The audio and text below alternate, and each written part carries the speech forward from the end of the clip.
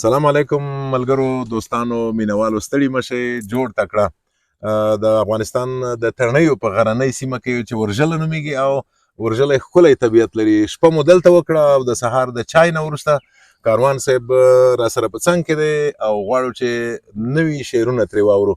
کاروان صاحب حتمن پوهېږم چې خلک به په تمه وي چې ستا نه څه واوري، نو پوهېږم چې دغه طبیعت هم حتمن خپل اثر لري او خوب هم په دې ځای کې خوند کوي او ژوند هم خوند کوي. بالکل بس د غرونو غېږه ده او د غرونو غېږه خو داسې وښیه چې د مینې غېږه وي، لکه د مور غېږه کې چې ماشوم خوشحاله وي، نو دلته ژوند خوشحاله وي.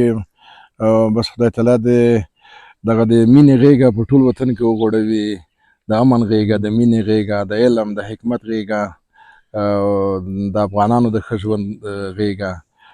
نو بس په دې هیله به بس خبرې سره کوو، یو شعر مجلس به مو وکړو او شعرونه به هم درنه واورو. صحیح ده صحیح نو کاروان صاحب اوس هم لیکنې کې غلی نه دی، قرار نه دی ناست او لیکنې همداسې جاري او تاندې لري. نو کاروان صاحب درنه اورو. سمه ده سپین ګله، بس داسې یو غزل ګوټی غوندې دی، وایي مینا نسکوره پیالې ماتې خم چاودنه وکړه، مینا نسکوره پیالې ماتې خم چاودنه وکړه، د میکدې یارانو کډه له وطنه وکړه. او پرته د خدای له مینې نور یې پکې شی ونه موند، پرته د خدای له مینې نور یې پکې شی ونه موند، چې د ساقي د زړه شیخانو پلټنه وکړه.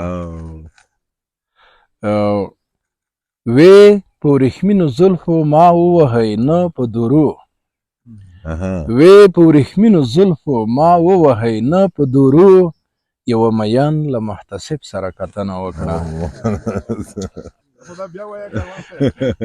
وی په ورېښمینو زلفو ما ووهئ نه په درو، یوه مین له محتسب سره کتنه وکړه.